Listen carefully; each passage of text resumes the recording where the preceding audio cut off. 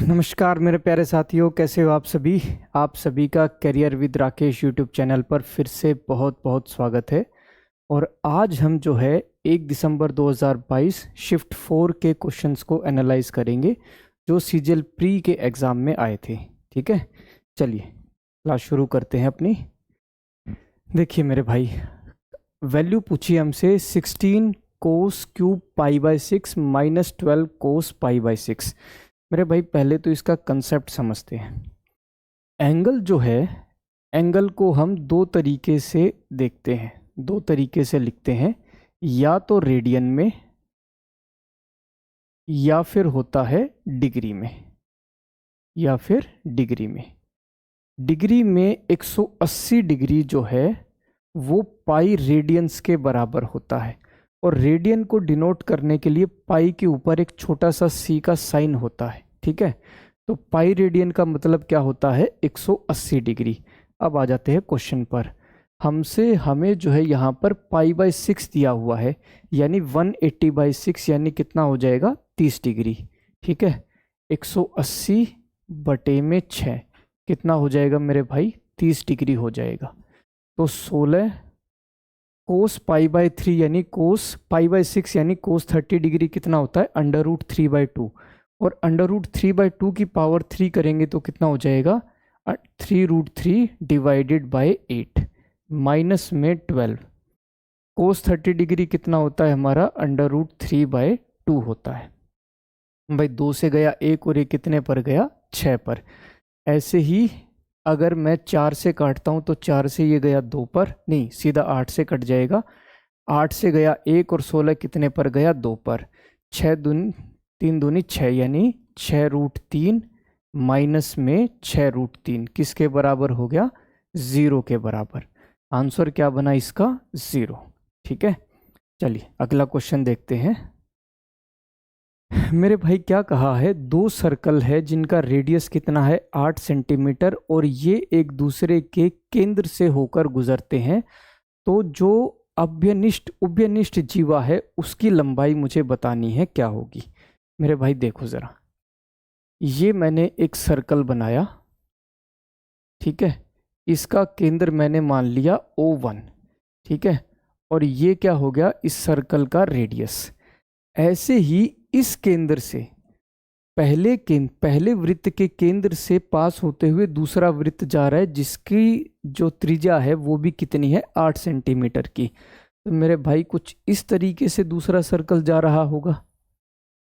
ठीक है, और ये क्या बनेगी? कॉमन कोड उभयनिष्ठ जीवा, कॉमन कोड। मेरे भाई जरा ध्यान करना यहां पर। मेरे भाई ये जो है ये क्या है? रेडियस। अब मेरे भाई सर्कल की प्रॉपर्टी होती है इसी तरीके से कि ये जो उभयनिष्ठ जीवा है, ये जो कॉमन कोड है, इसको 90 डिग्री पर काटेगी और वो भी बराबर हिस्सों में काटेगी।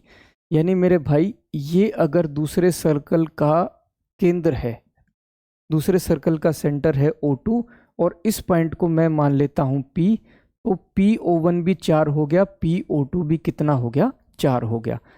अब यहाँ इस पॉइंट से, पहले केंद्र से अगर मैं इस पॉइंट को जोड़ता हूँ, इस पॉइंट को जोड़ता हूँ, तो ये क्या हो गया? रेडियस कितना बनेगा? 8 सेंटीमीटर। अब मेरे भाई ये छोटे वाले त्रिभुज को अगर मैं कंसीडर करता हूँ, इस छोटे वाले त्रिभुज को अगर मैं कंसीडर करूँ, तो मेरे भाई यहाँ पर जो है एक समकोण त्रिभुज राइट एंगल ट्रायंगल बन रहा है। और पाइथागोरस प्रमेय से, पाइथागोरस थ्योरम से इतनी भुजा की लंबाई कितनी हो जाएगी? 8 का वर्ग माइनस में 4 का वर्ग और उसका स्क्वायर रूट, यानी कितना हो जाएगा? √64 माइनस 16 यानी कि 48। 16 तिये 48 यानी कितना हो जाएगा? 4√3 हो जाएगा। ठीक है, तो मेरे भाई ऊपर वाली भुजा कितनी? 4√3। ऐसे ही नीचे वाली भुजा कितनी? 4√3। तो टोटल कितनी हो गई? 8√3। तो आंसर क्या बनेगा? 8√3 सेंटीमीटर बनेगा। चलिए अगले क्वेश्चन पर बढ़ते हैं। देखिए यहाँ पर एक टेबल दी है जिसमें का बताया गया है कि 6 कंपनियों ने कितनी नंबर ऑफ साइकिल जो है बेची है। ठीक है, हमें क्या निकालना है? रेशो निकालनी है cycle sold by B, B ने जितनी बेची बटे में डी ने जितनी बेची। तो भाई बी ने कितनी बेची है 90 और डी ने कितनी बेची है 165। इन दोनों का अनुपात निकालना है मेरे भाई। 15 से अगर मैं काटता हूँ तो 15 छिके 90, 15 एकम 15, फिर बचा 15, 6:11। आंसर क्या बनेगा 6:11 हो जाएगा। आंसर क्या होगा 6:11। चलिए नेक्स्ट क्वेश्चन देखते हैं। भाई एक वृत्त के अंदर एक जीवा है जिसकी लंबाई है 42 सेंटीमीटर और उस वृत्त का जो व्यास है, जो डायमीटर है, वो है 58 सेंटीमीटर। इसी सर्कल के अंदर एक और जीवा बनाई गई है जिसकी लंबाई 40 सेंटीमीटर है। मुझे क्या बताना है, दोनों कोड से जो सेंटर की लंबाई है उन दोनों का डिफरेंस बताना है। उन दोनों का डिफरेंस, ज़रा ध्यान से समझो इस क्वेश्चन को। ये मैंने बनाया एक सर्कल, ठीक है, और ये क्या हो गया इस सर्कल का व्यास, ये हो गया सेंटर O, ये A और ये B, ठीक है। पहली जीवा बनाता हूँ PQ, P से Q, और दूसरी जीवा मैंने बना दी RS, R और S। मेरे भाई पहली जीवा की लंबाई, कोड की लंबाई कितनी है 42 सेंटीमीटर और दूसरे कोड की लंबाई कितनी है 40 सेंटीमीटर। 40 सेंटीमीटर। मैं क्या करता हूँ मेरे भाई, इस सेंटर से दोनों के ऊपर, दोनों कोड के ऊपर परपेंडिकुलर डाल देता हूँ। यदि मैं परपेंडिकुलर डालूंगा तो दोनों कोड जो है बाइसेक्ट हो जाएगी। ये सर्कल की प्रॉपर्टी है। यानी मेरे भाई ये कितना 21 और यहाँ पर ये कितनी 20। अब मेरे भाई O से Q को जोड़ देता हूँ और O से S को जोड़ देता हूँ। तो ये क्या हो गया, रेडियस हो गया, सर्कल का रेडियस। भाई अगर डायमीटर 58 है तो रेडियस कितना हो जाएगा 29। 29 और 29। तो मेरे भाई पहले कोड की लंबाई सेंटर से कितनी दूरी है मेरे भाई। अगर मैं ट्रिपलेट देखता हूं तो ट्रिपलेट कितने पर बनता है 20, 21 और 29 पर, ठीक है। यदि मुझे हाइपोटेन्यूज 29 दिया हुआ है और एक साइड 21 है तो मेरे भाई दूसरी साइड कितनी हो जाएगी 20 हो जाएगी। ऐसे ही मेरे भाई यहाँ पर हाइपोटेन्यूज कितना 29, एक साइड अगर 20 तो दूसरी कितनी 21। तो मेरे भाई एक कोड की दूरी जो है सेंटर से 20 है और दूसरे की 21 है और दोनों का डिफरेंस कितना हो जाएगा मेरे भाई 1 सेंटीमीटर। आंसर क्या बनेगा 1 सेंटीमीटर बनेगा, ठीक है। चलिए अगले क्वेश्चन पर बढ़ते हैं। भाई क्या कहा है, 6 पुरुष और 8 महिलाएं किसी काम को 10 दिन में करती हैं, 26 पुरुष और 48 महिलाएं उसी काम को 2 दिन में करते हैं, तो 15 पुरुष और 20 महिलाएं उस काम को कितने दिन में करेंगी, ये मुझे बताना है। देखो मेरे भाई 6 पुरुष और 8 महिलाएं किसी काम को 10 दिन में करती हैं, कितने दिन में 10 दिन में।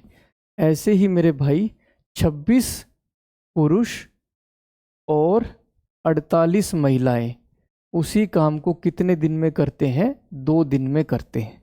कितने दिन में 2 दिन में। देखो मेरे भाई जो टोटल वर्क होता है ना, कुल कार्य, वो किसके बराबर होता है, एफिशिएंसी इनटू में टाइम के बराबर, क्षमता गुणा में समय के बराबर। तो यहाँ पर मेरे भाई ये वैल्यू क्या है एफिशिएंसी और ये क्या है आपका टाइम। ऐसे ही ये वैल्यू क्या है एफिशिएंसी है और 10 क्या है टाइम है। यानी दोनों जगह मैंने टोटल वर्क को लिख दिया। अब मेरे भाई सोल्व करते हैं तो 16m प्लस में 80W 60m सॉरी 16 नहीं 60 होगा। 60m प्लस में 80W किसके बराबर हो जाएगा 52m प्लस में 96W के बराबर। तो मेरे भाई सोल्व करते हैं, m को m की तरफ ले जाते हैं, w को w की तरफ। तो 8m किसके बराबर हो गया 16w के बराबर। और यहाँ से m बाई w की वैल्यू कितनी आई 16/8 या फिर 2/1। यानी एक व्यक्ति यदि 2 रुपये कमाता है तो एक महिला कितना कमाएगी? सिर्फ 1 रुपये। यहाँ पर हमें पुरुष और महिला दोनों की एफिशिएंसी मिल गई है। तो मेरे भाई ये वैल्यू चाहे तो आप इसमें रख दो, चाहे आप पहले वाली वैल्यू दूसरी वैल्यू में रख दो, आपको टोटल वर्क मिल जाएगा। टोटल वर्क कितना आ जाता है मेरे भाई? 10 गुणा में 12 प्लस में 8 कितना हो गया? 20। यानी टोटल वर्क कितना हो गया मेरे भाई? 200। और काम किसको करना है? 15 पुरुष प्लस में 20 महिलाओं को। 20 महिलाएं, 15 इंटू 2 30 प्लस में 20 इंटू 1 20। यानी किस एफिशिएंसी से काम होगा? 50 की एफिशिएंसी से। 200 रुपये कमाने हैं 50 की क्षमता से, समय कितना लग जाएगा? 200 बटे में 50। यानी आंसर कितना हो जाएगा? 4 डेज। आंसर क्या बनेगा? 4 दिन बनेगा। ठीक है, चलिए अगले क्वेश्चन पर बढ़ते हैं। भाई यहाँ पर जो है अलग अलग म्यूचुअल फंड्स की स्कीम्स दी हुई है, जैसे VWXYZ दी हुई है।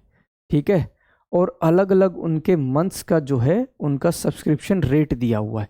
हमसे क्या पूछा है? जो X स्कीम है उसकी जो सब्सक्रिप्शन है मेरे भाई, जो सदस्यता है, दिसंबर और फरवरी के बीच का डिफरेंस मुझे पूछा है क्या होगा। मेरे भाई X का दिसंबर में कितना है? 40 और फरवरी में कितना है? 30 है। फरवरी में कितना है? 30। तो मेरे भाई दोनों का डिफरेंस 40 और 30 का डिफरेंस कितना हो जाएगा? 10 हो जाएगा। तो आंसर क्या बनेगा? 10 करोड़ बन जाएगा। ठीक है, चलिए अगले क्वेश्चन पर बढ़ते हैं। मेरे भाई इसकी वैल्यू पूछी है 428 multiply 428 multiply 428 plus 348 multiply 348 multiply 348। इस तरीके के क्वेश्चन में आप सीधा सीधा सोल्व करने मत बैठ जाना। क्यूब का फॉर्मूला लगता है इसके अंदर। देखो, ए क्यूब प्लस में बी क्यूब किसके बराबर होता है?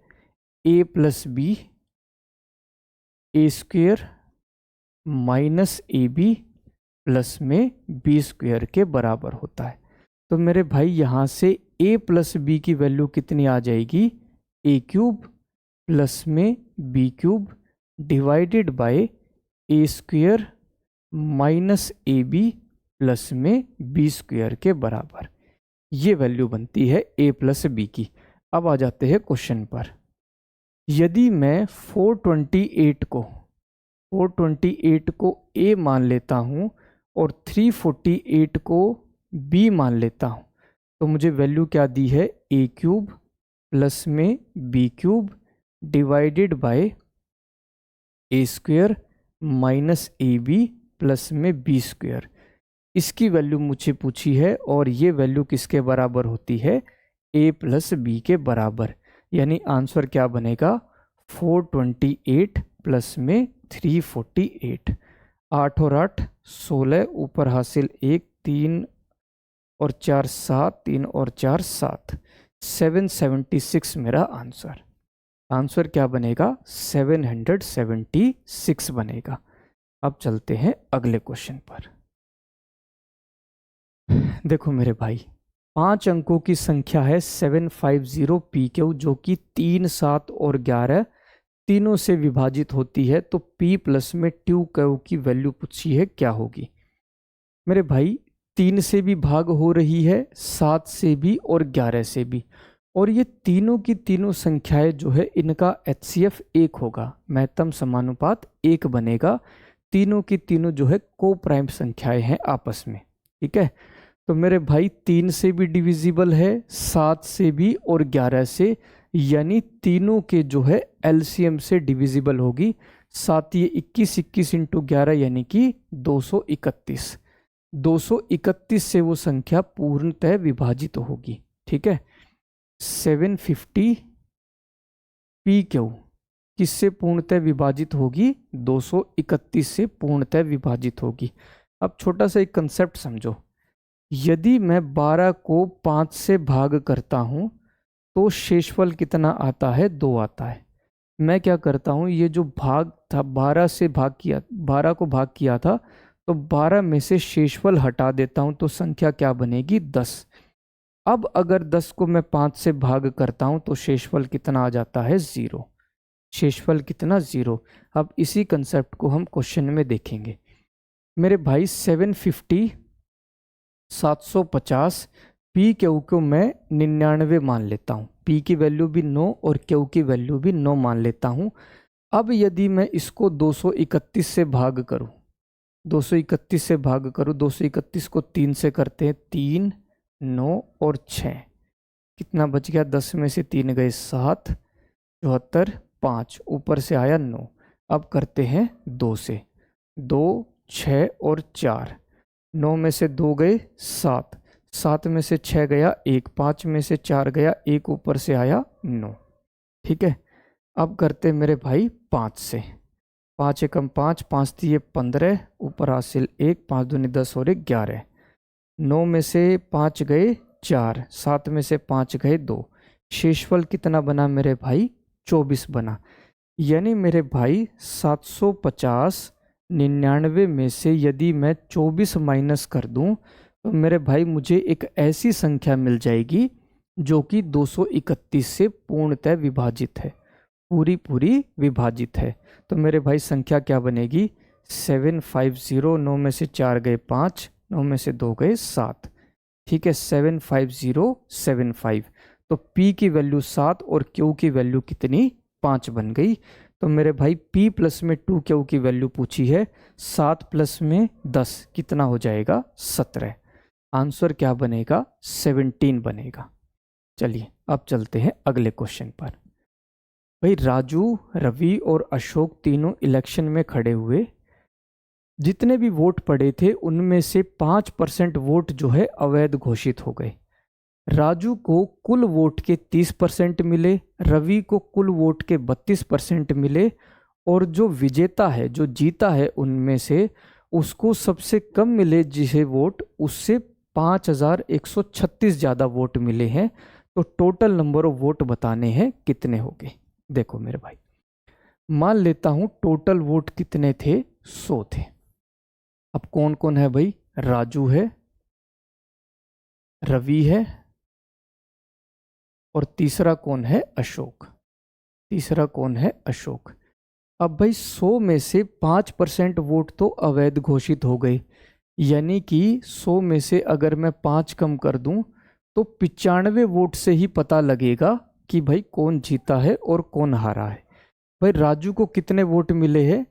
30% ऑफ 100, यानी कि राजू को कितने मिले? 30। रवि को कितने मिले हैं? 32। तो मेरे भाई अशोक को कितने मिले होंगे? 95 में से राजू के और रवि के माइनस कर देता हूँ। 95 माइनस में 62, 5 में से 2 गए 3, 9 में से 6 गए 3। अशोक को कितने मिले? 33। यानी सबसे ज़्यादा वोट कितने हुए? 33 हो गए। और सबसे कम वोट किसके पास? राजू के 30 हो गए। भाई सबसे कम और सबसे ज़्यादा के बीच में अनुपात में अंतर है 3। रेशियो में कितना डिफरेंस है? 3। पर असल में कितना डिफरेंस है? 5136 का डिफरेंस है। तो यहाँ से 1 यूनिट की वैल्यू कितनी आ गई मेरे भाई? 5136 बटे में 3। ठीक है, 1712। मुझसे क्या पूछा है? Total number of votes polled. भाई हमने कितने माने थे? 100, और 1 यूनिट की वैल्यू कितनी है? 1712। तो 100 यूनिट की वैल्यू कितनी हो जाएगी? 171200। आंसर क्या बनेगा? ऑप्शन ए हो जाएगा। आंसर क्या होगा? Option A. अब चलते हैं अगले क्वेश्चन पर। भाई एक घोड़े को जो है 60,000 रुपये में बेचा 20% के लाभ पर, तो यदि उसे 30% के लाभ पर बेचना है तो कितने रुपए में बेचना होगा? मेरे भाई किसी भी वस्तु का जो क्रय मूल्य है, कॉस्ट प्राइस है, उसको हम 100% मानकर चलते हैं। 100%। तो भाई 20% के फायदे पर बेचा है, तो मेरे भाई जो विक्रय मूल्य है वो कितना हो जाएगा? 120%। और 120% की वैल्यू कितनी दी है? 60,000 दी हुई है। मुझसे क्या पूछा है? वो कीमत जिस पर उसे 30% का लाभ हो। 30% का लाभ यानी मेरे भाई मुझसे 130% की वैल्यू पूछी है। कितनी हो जाएगी? 60,000 बटे में 120 गुणा में 130, गुणा में 130। 12 पंजे कितना होता है 60, 13 पंजे 65, यानी आंसर कितना बनेगा 65,000। 65,000 मेरा आंसर। ठीक है, चलिए अगले क्वेश्चन पर बढ़ते हैं। देखो मेरे भाई, क्वेश्चन में क्या दिया है, A square plus B square plus C square minus 1024 बटे में A B minus B C minus A C किसके बराबर -2 के, एंड ए प्लस बी किसके बराबर है 5c के। ए प्लस में बी किसके बराबर है 5c के बराबर है, तो यहाँ से a प्लस बी -5c किसके बराबर आ गया 0 के बराबर।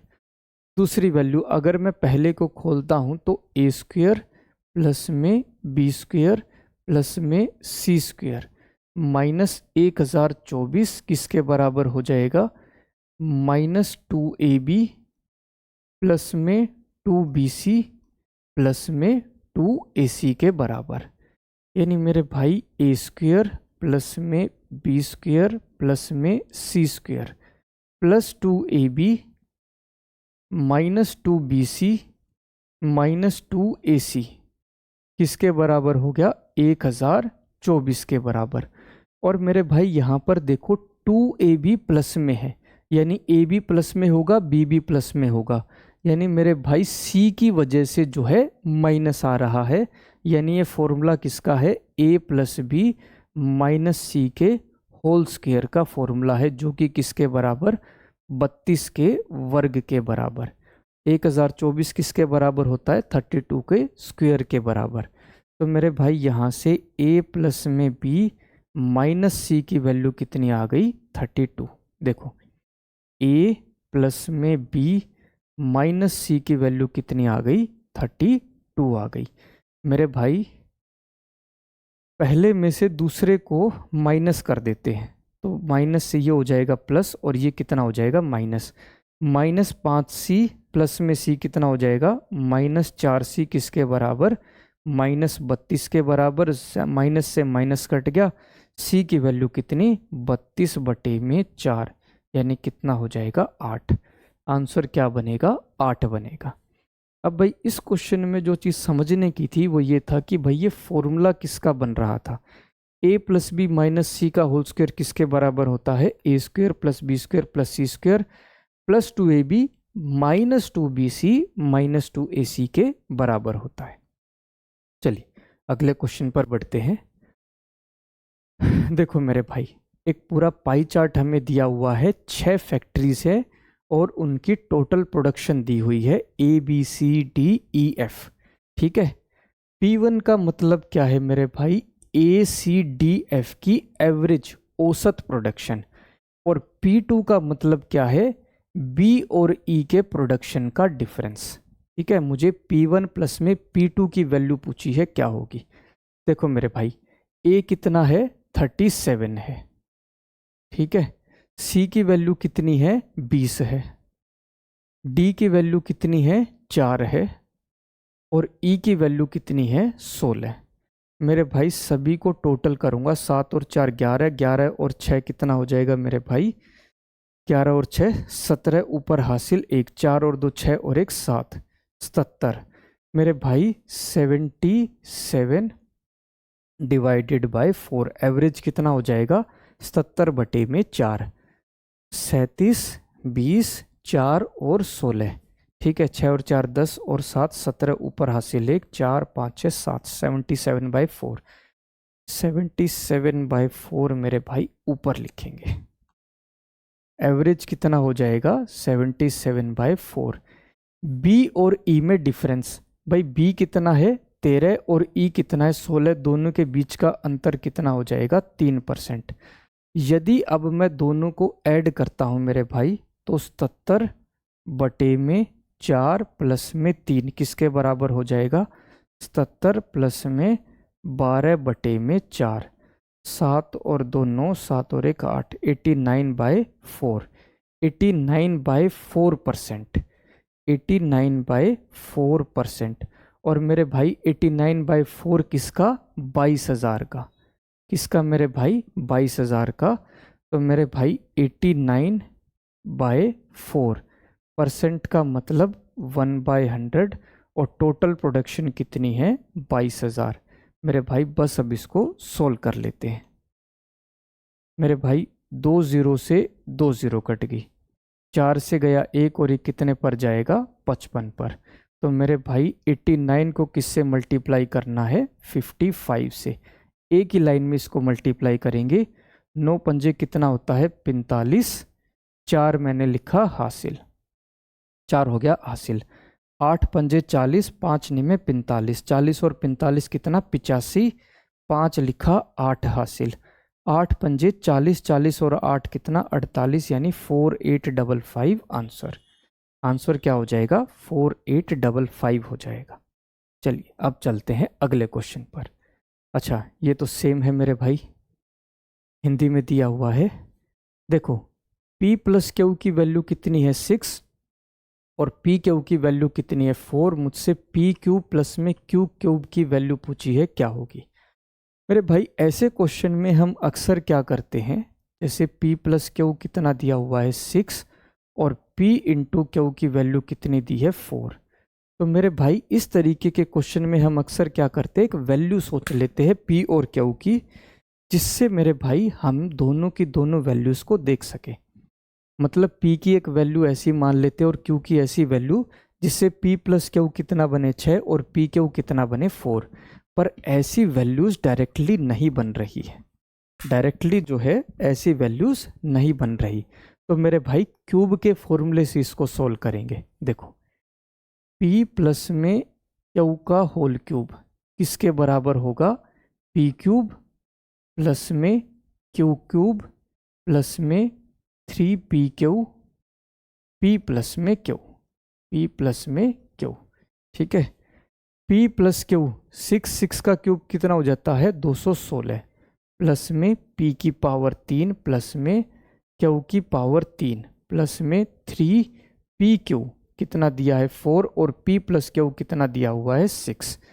तो मेरे भाई 216 किसके बराबर, P की पावर 3 प्लस में Q की पावर 3 प्लस में 12 छिके 72, यानी यहाँ से P की पावर 3 प्लस में Q की पावर 3 कितना हो गया 216 माइनस में 72, इसके बराबर 144 के बराबर। आंसर कितना हो जाएगा 144 हो जाएगा। चलिए अगले क्वेश्चन पर बढ़ते हैं। भाई दो संख्याओं का अनुपात दिया है 5:4 और उनका HCF कितना है 4। मुझे उनका LCM बताना है, क्या होगा। मेरे भाई कंसेप्ट समझो पहले तो इसका। भाई मान लो मुझे संख्या दी है 6 और 8। अगर मैं इनकी रेशो निकालता हूँ, रेशो, तो रेशो कितना हो जाएगा 3:4 हो जाएगा, 3:4 होगा। अब आगे देखो मेरे भाई, इन दोनों का जो HCF है 6 और 8 का HCF कितना होगा मेरे भाई 2 होगा। तो मेरे भाई 6 को मैं क्या लिख सकता हूँ 3 गुणा में 2 लिख सकता हूँ, 3 गुणा 2। और मेरे भाई 8 को क्या लिख सकता हूँ 2 गुणा में 4 लिख सकता हूँ, 2 गुणा 4। और 2 क्या है यहाँ पर, दोनों का HCF है। और ये जो बच गया 3 और 4, ये क्या है दोनों की रेशो है। यानी मेरे भाई नंबर को क्या लिख सकता हूँ HCF मल्टीप्लाई A, और दूसरे नंबर को HCF मल्टीप्लाई में B लिख सकता हूँ, जहाँ पर A और B का मतलब क्या है, उन दोनों नंबर्स की रेशो है। ठीक है, अब दूसरा कंसेप्ट ये होता है मेरे भाई यहाँ पर कि दो नंबर्स का जो मल्टीप्लाई है, दो नंबर्स का मल्टीप्लाई उनके HCF और LCM के मल्टीप्लाई के बराबर होता है, उनके HCF और LCM के मल्टीप्लाई के बराबर।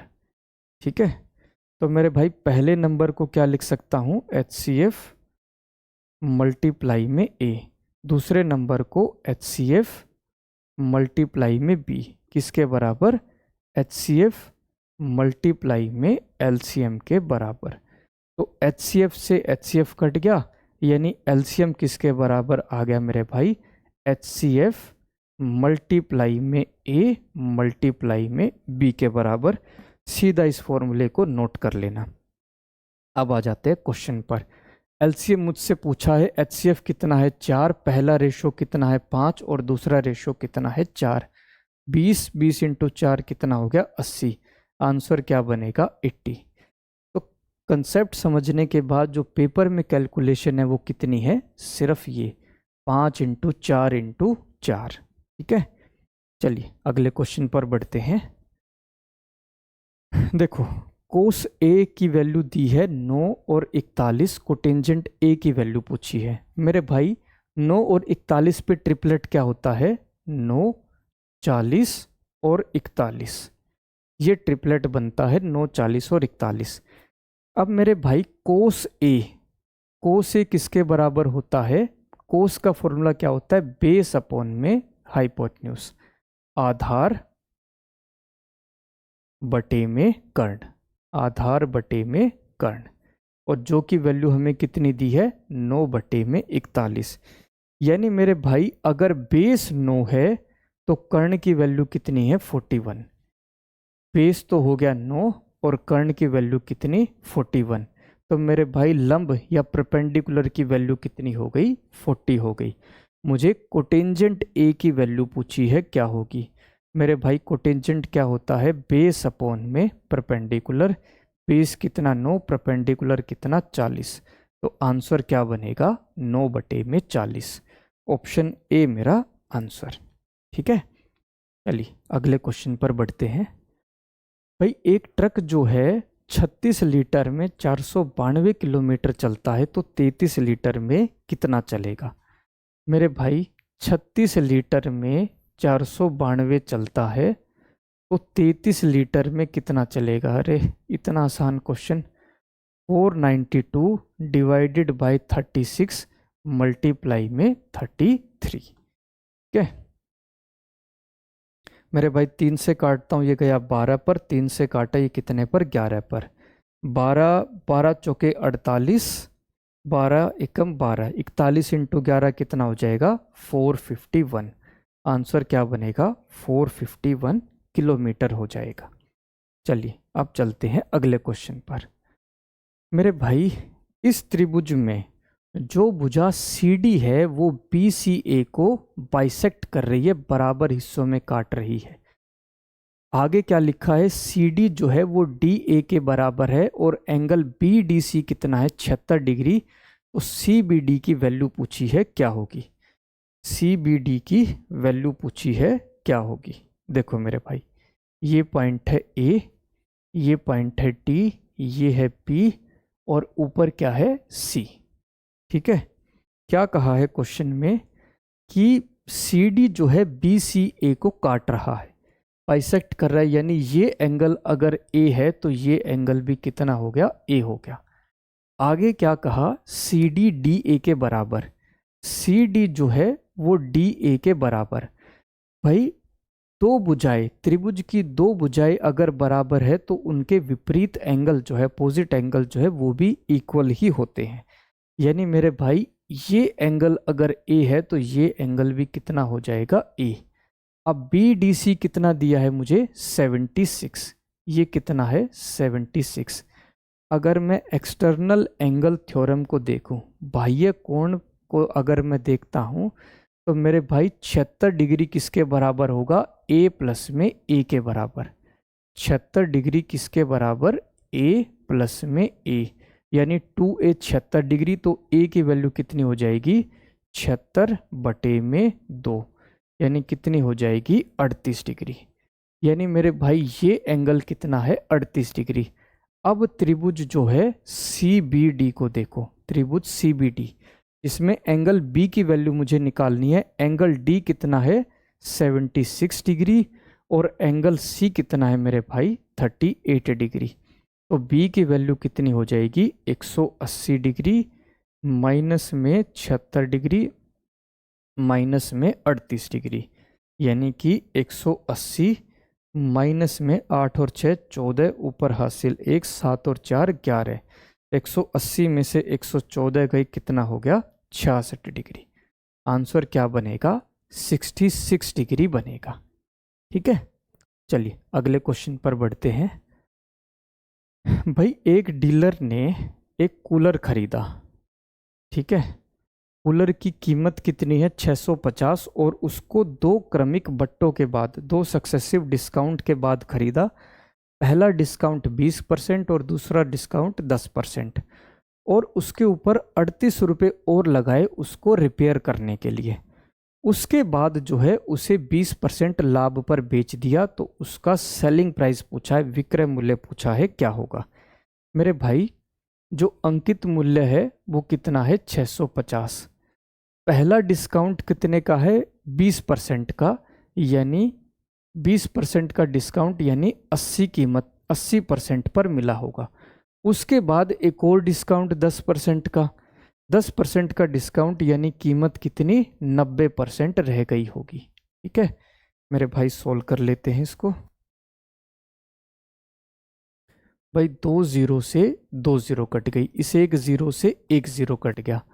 5 से काटता हूँ 2 पर, 5 से काटा कितने पर 13 पर, 2 से काटा 1 और ये कितने पर गया 4 पर, यानी मेरे भाई 13 गुणा में 4 गुणा में 9, 13 चौके 52 गुणा में 9, 9 दूनी 18, ऊपर हासिल 1 45 और 1 46, 468 रुपीज़। दो डिस्काउंट के बाद उसकी कीमत कितनी बनी 468, पर इस पर 38 रुपये जो है इसको रिपेयर करने पर लगाए।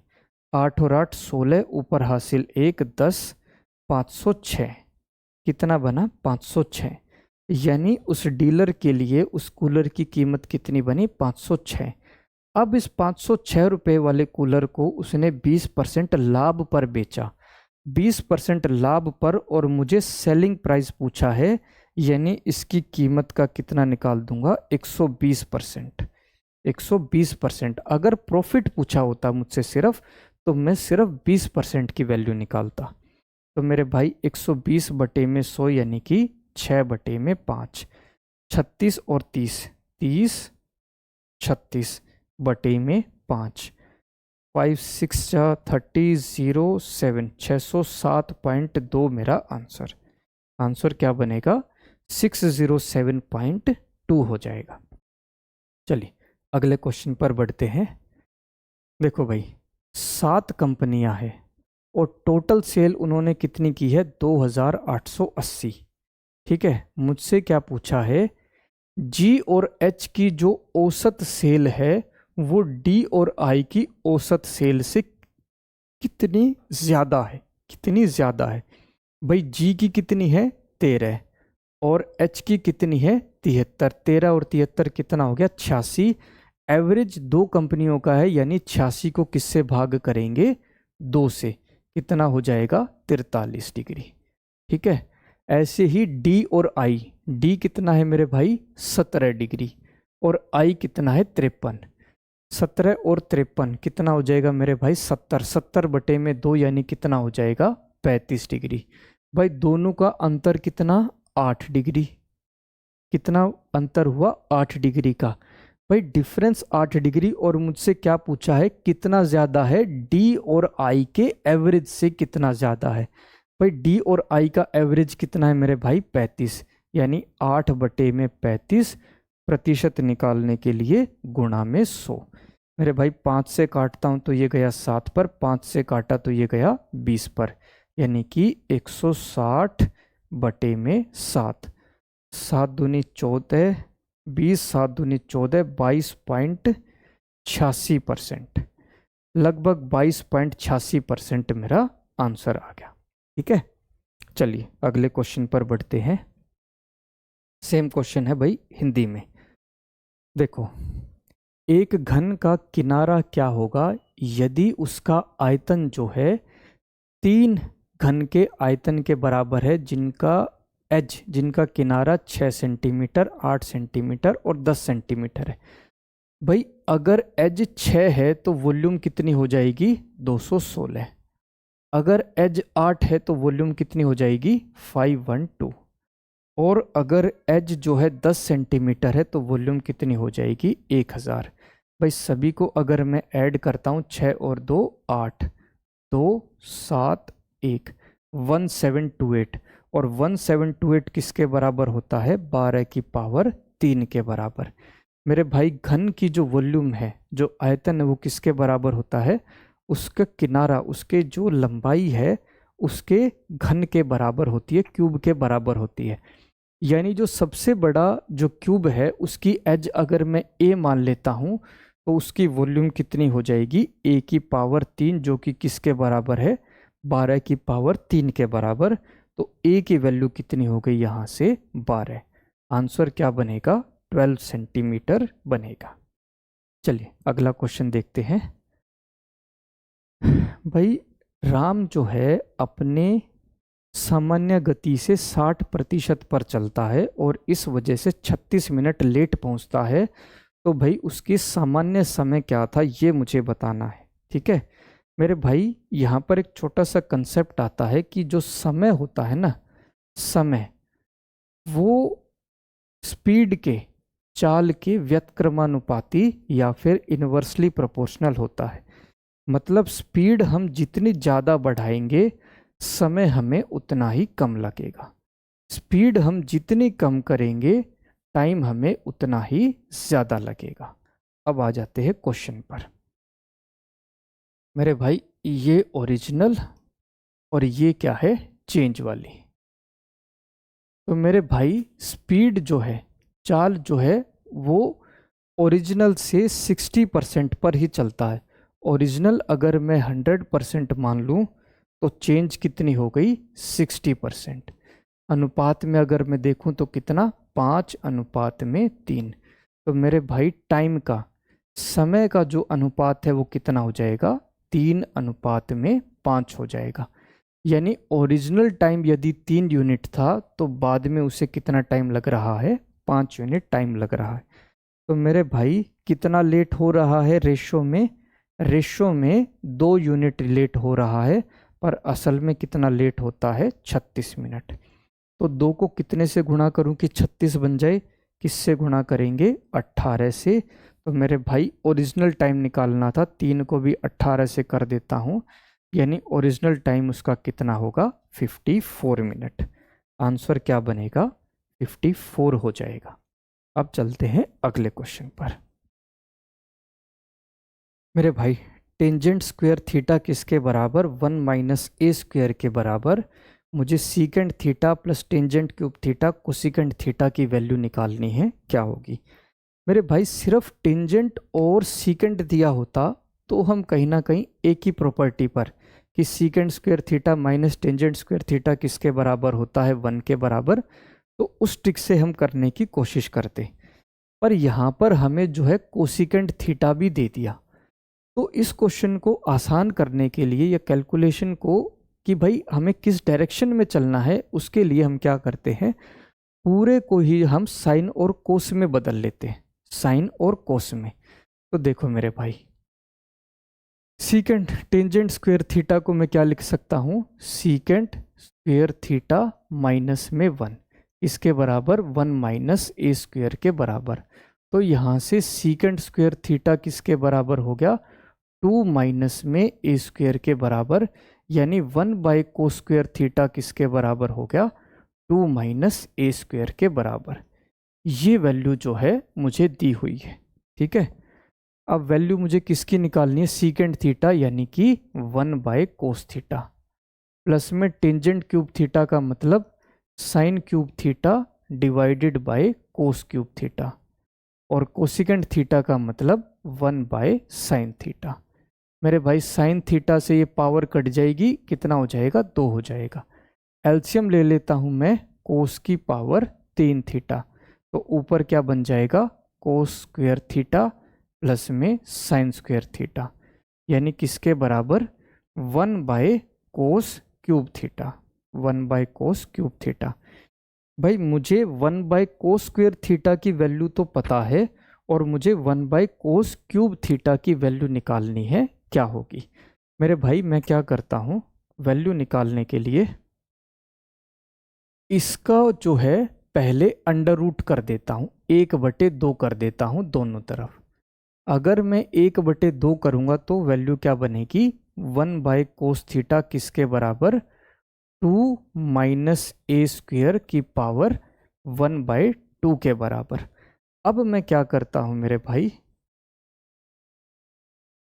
अब मैं जो है दोनों तरफ पावर 3 कर देता हूं, दोनों तरफ पावर 3 कर देता हूं। तो 1/2 इंटू 3 कितना हो जाएगा, 3/2, यानी 1/कोस की पावर 3 थीटा किसके बराबर, 2 माइनस में ए स्क्वेयर पावर में 3/2। तो आंसर क्या बन गया, ऑप्शन 3 2 माइनस ए स्क्वेयर पावर 3/2 हो गई। अब चलते हैं अगले क्वेश्चन पर। मेरे भाई किसी निश्चित दूरी का 2/3 जो है 45 किलोमीटर प्रति घंटे की रफ्तार से चलता है, 1/4 60 की स्पीड से और बाकी बचा हुआ 75 की स्पीड से। तो मेरे भाई मुझसे जो है एवरेज स्पीड पूछी है, क्या होगी। एवरेज स्पीड क्या होती है, कुल दूरी बटे में कुल समय।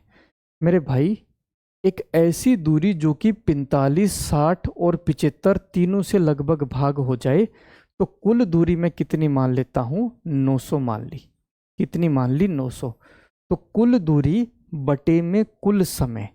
मेरे भाई 900 का 2/3 कितना, 600। 600 किलोमीटर चला किस स्पीड से, 45 की स्पीड से, प्लस में 1/4, 900 का 1/4 यानी कि 225। 225 किलोमीटर चला किस स्पीड से, 60 की स्पीड से। बाकी बची हुई दूरी 600 और 225 825, यानी बाकी दूरी कितनी बच गई, 75। और ये जो 75 किलोमीटर की दूरी की स्पीड से चला, 75 की स्पीड से। तो कुल दूरी बटे में कुल समय मुझे पता लग गया।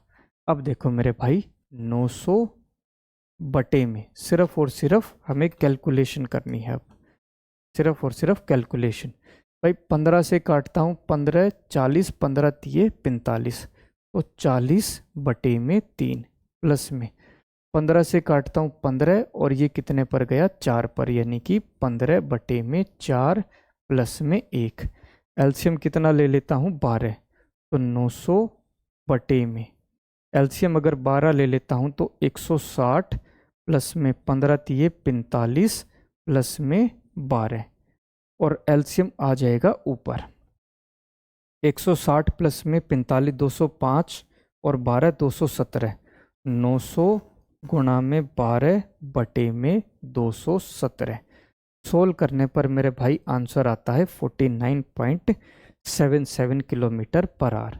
भाई इस क्वेश्चन में अगर आप देखो तो पहले से ही हमें जो है दशमलव स्थानों तक पूछा गया था, यानी कहीं ना कहीं कैलकुलेशन इस तरीके से बनेगी कि एग्जामिनर आपसे कैलकुलेशन करवाना ही चाहता है, वो आपसे कैलकुलेशन करवा कर देखेगा ही देखेगा। तो हमने क्या किया, टोटल डिस्टेंस को 900 मानकर और क्वेश्चन को सोल्व कर दिया। ठीक है, अब चलते हैं अगले क्वेश्चन पर। मेरे भाई एक त्रिभुज का क्षेत्रफल दिया है 480 और उसकी भुजाओं का अनुपात कितना है, 10 24 और 26। मेरे भाई अगर मैं ट्रिपलेट देखता हूं तो मेरे भाई 10 का स्क्वायर प्लस में 24 का स्क्वायर इसके बराबर होता है 26 के स्क्वायर के बराबर।